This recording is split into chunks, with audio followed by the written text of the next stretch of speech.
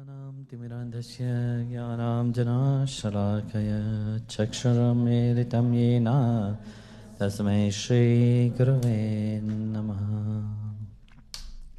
Jai Gurudev, everyone. So you have any question? Yes, Subha. What do you dislike?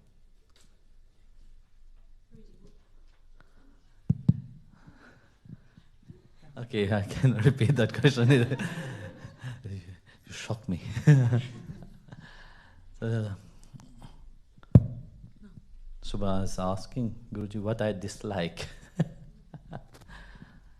Well, there's many things. But let's give it a more spiritual answer to that, you know. You see, actually, from my point of view, like and dislike, it's fine, you know. But very often, what is annoying, to tell you frankly, you know, right now I was in traveling, you know, in Canada, in America, which was very nice. No. One thing that I really dislike is ungrounded people. You know, and you see why I said I dislike that is like they can be beautifying themselves so nicely. Very often you see people, they're so dedicated to the path, you know. They're so enthusiastic about their path, you know. But they don't have that capacity of really listening. They hear things, they assimilate it into their mind according to what they want, and the outcome of that, soon or later, they will back off, you know, because they are not grounded at all. They appeared to be spiritual, they appeared to be listening, they appeared to be very dedicated. Sooner or later you will see, but they back themselves. Because what they expect, they will never meet to that expectation. You see, in our mind like that, we have a great expectation about things. No? When that things is not met, even in Bhagavad Gita, Krishna said, you know, when we have certain desire into our mind, if the desire is not fulfilled, what arises? Frustration, anger. And out of anger, loss of memory. And that one is lost. You see, this is one thing which is very difficult on the spiritual path, you know. People, when we talk about self-analysis, you know, we talk about really looking at oneself. We have to start to look at our mindset also. You see, if our mindset is not in accordance to our path or according to the teaching of the Guru, then it is our own fantasy that we are building up in ourselves. And that is very dangerous actually, because once you can lose all your, that grace itself, you can lose that potential, you can lose that opportunity in life, you know. That's why I said I like when you go on the spiritual path, you know, you are grounded on the spiritual path, you know, and not just to take things very lightly. Oh, you know, Guruji's will. Oh, some people will say, I remember once there was one Mataji, I said to her to go back to her country, you know? And she wrote, oh, but inside of me you're telling me something else, you know, but here the Guru is telling you openly, you know, something you can't even listen outside.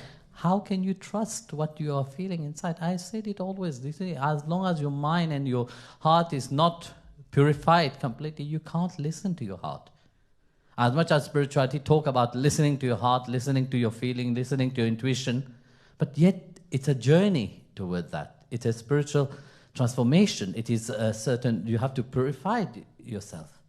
Otherwise, you will still sit into that fantasy, into that delusion what you have inside of you. That is sad to see people like that. And this is one thing. And of course, you see, it brings to the point of then you have hypocrites.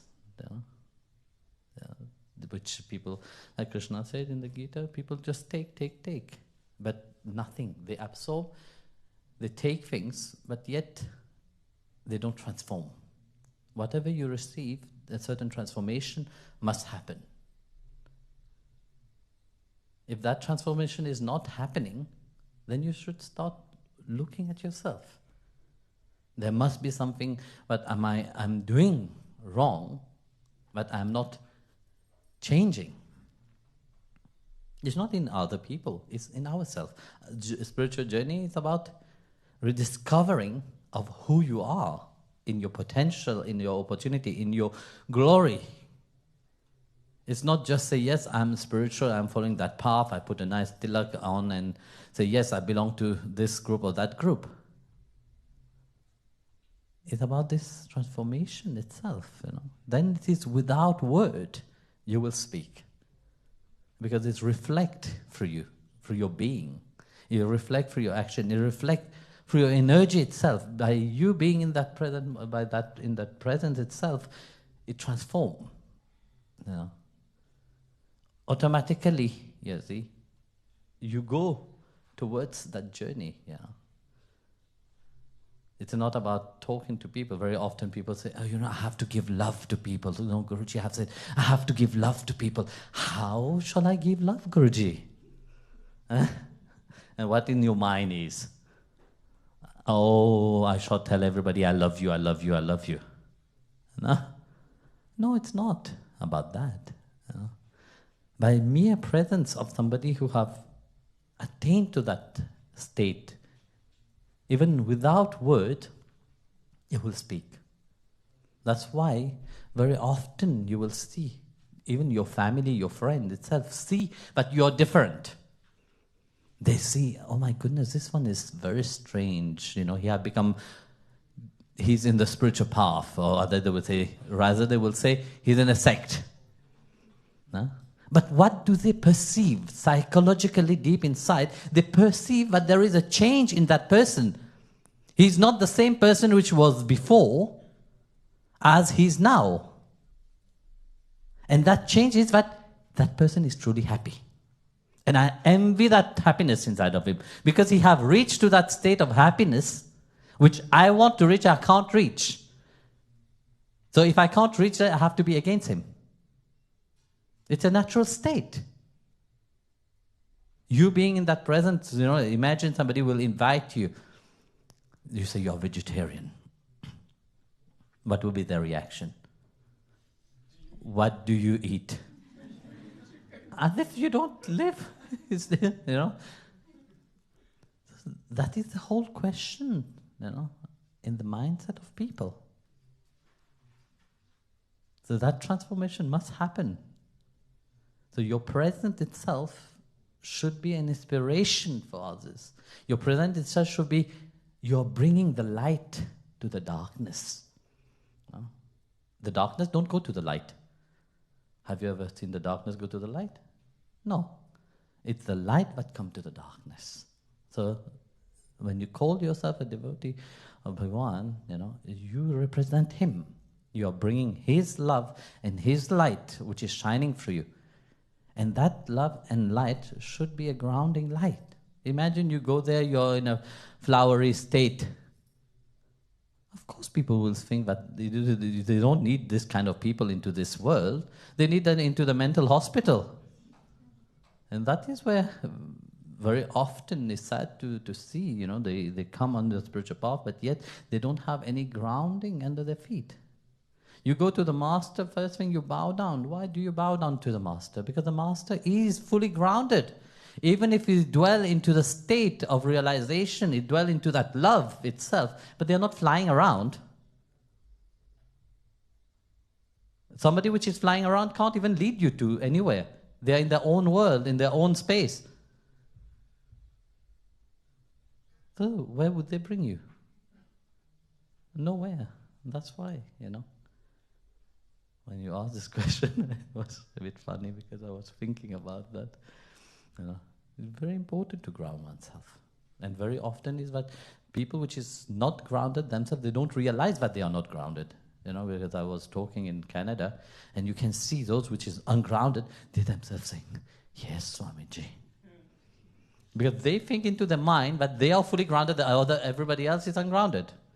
I remember once I visited a mental hospital, and I was discussing with the doctor, and the doctor was saying, these mental people, they think that they are right, and everybody else is not right. But maybe it is true also. Yeah. This world is a big mental hospital also.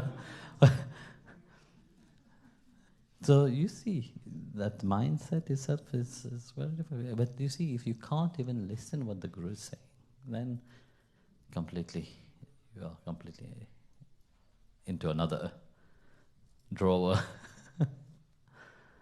So, any question more? Yes, Prabhu. No, Paramahamsa. Yeah. Today is a full moon, and I wanted to know if we can use nature to somehow purify ourselves or help us in our spiritual path. Well, you don't need to be only on full moon day to use nature for that. You can, be in nature every day, because nature is part of who you are. That's what inspired you to grow also. And somebody who don't respect nature, they can respect. Nature will never respect them. They say, well, the outcome, how much you give to the nature will give back to you. So your meditation, all the sadhus and the great rishis, where were they meditating? Under the trees. They were always in nature. And it's sad nowadays to see that more people are sitting inside on their computer and less outside. So it's very important to be in nature. This is where you resource it yourself. So, yes? You. So, Guruji, you've explained really clearly how easily it is to get ungrounded. And you've also explained one of the ways in which it is possible to ground oneself, which is simply to listen. What are the other ways? Because this question is always floating around. So the statement comes about being ungrounded, and then what are the prescriptions then to follow? Well, there is many prescriptions that one can follow. Like I was saying, firstly, be able to listen clearly. Secondly, is to one grounding element very much is to work. To do your work with a passion. Whatever you're doing, do it with passion. And really go through that, with so much love, but you can't even reach your goal. So that will be a second thing. Krishna in chapter 3, verse 3 of Bhagavad Gita, he said through centuries, from the beginning itself, there's two paths which have been prescribed. That the path of knowledge for those who want to attain perfection, and the path of action for those who want to work. Contemplation and work. Two paths, he said. But that two paths, which means there's a multitude of ways to attain to that. He didn't say only one. In other religion we see, there's one Bible, one Jesus, one heaven. If you don't fall into the other part, there's no place for you. Same thing with other religion, there's only one way, that's it. Each one of these come from the same path, they all claim only one place, and then only one way towards that. In Hinduism, it's completely different. You come to Hinduism and say, how many gods do you have?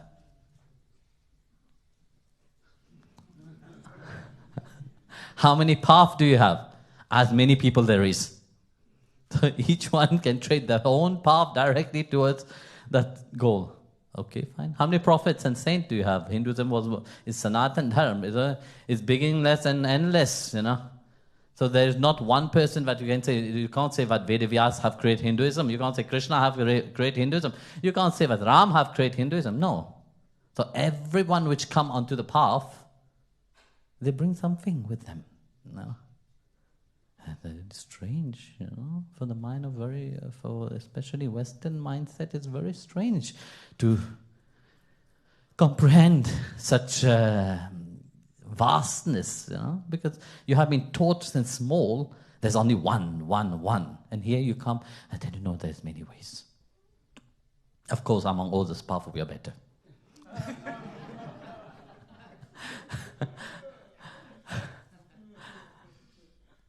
So,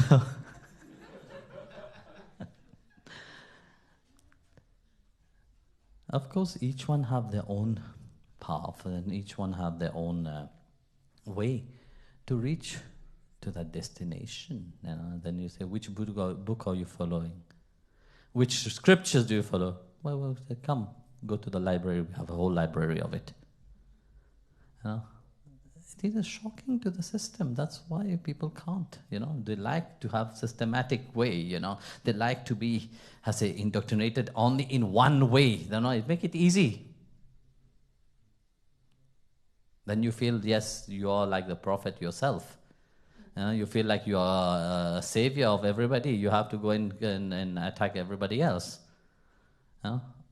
Because you are saving each one. But whereas in Hinduism, it's completely different. For example, if you take a scientist, for them to get the result, let's say, for example, physics. You take physics. Who have created physics? Who is the creator of physics? No, you can't say it's Newton. It is a multitude of many scientists. Science is like that, It is the theory of many scientists who have created science. You can't say it is coming from one person. So it is a multitude of that have given this science. Same thing, the spiritual science, which is through all the rishis and all the sages and the saints, they have created a variety of paths and a variety of ways how to attain to that supreme state itself. It is not only one, it is a multitude. So imagine,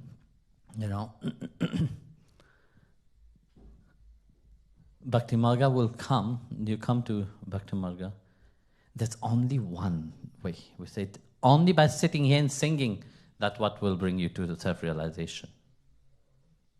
Of course, it is possible. I don't say no. But this world is a world of plurality, There's multitude reality. You see, look around you. Nature itself shows the multitude of countless creation itself. Otherwise God will create only one kind of people. One kind of animal, one kind of trees. Did he create only one kind of tree? No, the countless, thousands, millions. Animals are millions. When you go in the sea, imagine God will create only one species of fish. Yeah? You would not have such a beautiful ocean. It would become boring. So you see, there's a multitude ways to attain to Him also. But the most prominent is that you have to be grounded and to really find yourself into that, Imagine I invite somebody for dinner and I just cook one thing that I like. But maybe the Guruji have cook it nicely, we will eat it.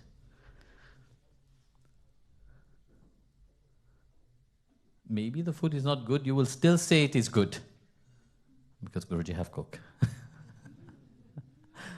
Huh?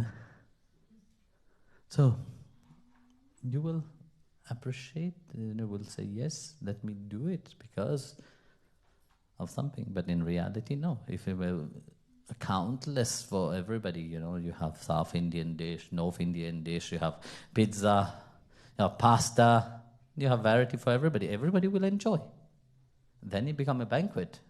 Then it become a real dinner. Because it is for the flavor of everyone. That is the spirituality. Yeah. So, Jai Gurudev.